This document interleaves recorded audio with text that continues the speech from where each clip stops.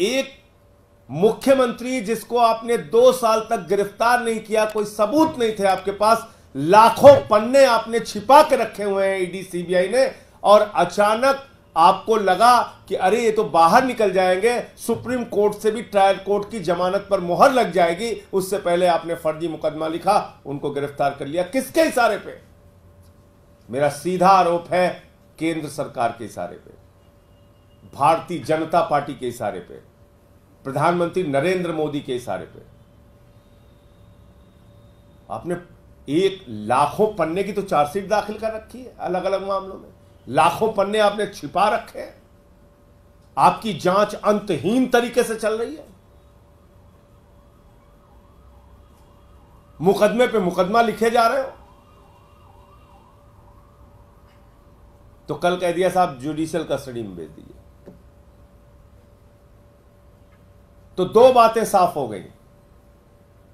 Number 1, Manish Sisodia के मामले में कोई सबूत नहीं है ईडी और सीबीआई के पास, सिर्फ उनकी जमानत को रोकने के लिए भारत के सर्वोच्च न्यायालय में खुलेआम ईडी और सीबीआई के द्वारा झूठ बोला गया।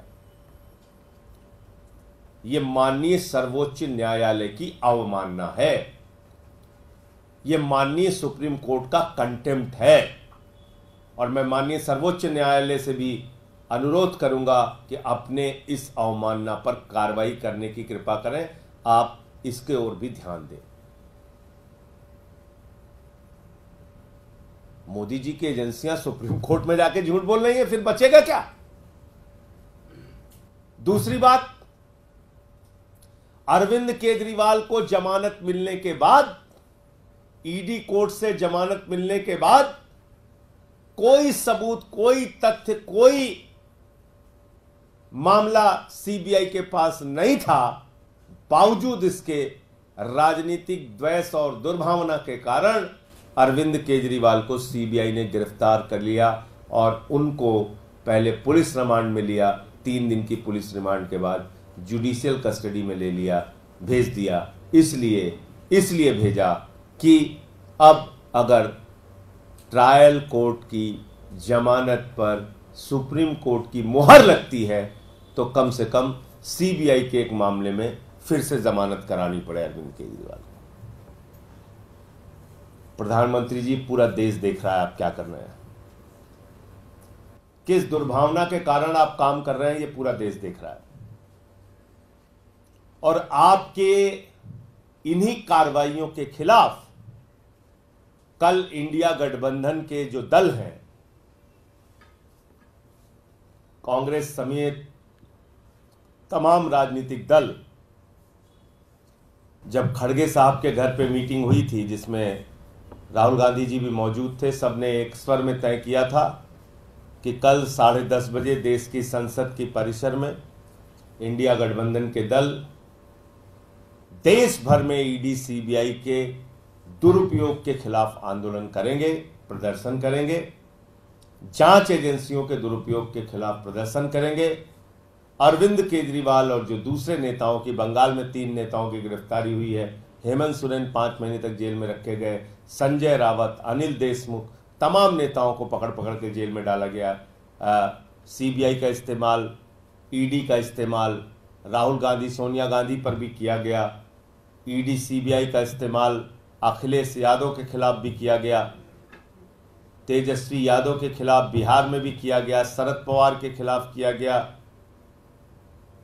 उद्धव ठाकरे जी की पार्टी के खिलाफ किया गया। शरद पवार जी के खिलाफ तो लगातार छापे वहां पे चल रहे हैं। तो पूरे तेजस्वी यादव जी के पूरे परिवार पे ईडी सीबीआई की कार्रवाई लगातार चल रही है। ममता बनर्जी जी के भतीजे पे कार्रवाई, उनके मंत्रियों पे कार्रवाई, उनके 3 मंत्रियों को जेल में रखा गया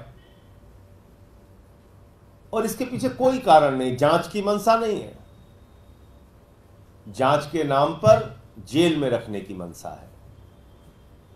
तो इन सारे विषयों को लेकर कल संसद परिसर में 10:30 बजे इंडिया गठबंधन की ओर से विरोध प्रदर्शन भी होगा और जांच एजेंसियों का दुरुपयोग इस समय एक बड़ा मामला है। तमिलनाडु में भी हमने देखा किस तरह से वहाँ डीएमके पार्टी के खिलाफ दुरुपयोग हो रहा है। वहाँ तो एक किसान के खाते में 400 रुपये था, उसको ईडी गिरफ्तार कर लेती। 400 रुपये, क्योंकि एक बीजेपी नेता ने उसके खिलाफ एप्लीकेशन दी। तो जिस ईडी का मकसद आतंकवादी पैसों की जांच के लिए हुआ था, हवाला की जांच के लिए हुआ था, उस ईडी का इस्तेमाल आप कर रहे हैं 400 रुपये जिस किसान के खाते में है, उसका राजनीतिक मकसद के कारण उसकी गिरफ्तारी और उसके कार्रवाई के खिलाफ, उसके कार्रवाई के लिए।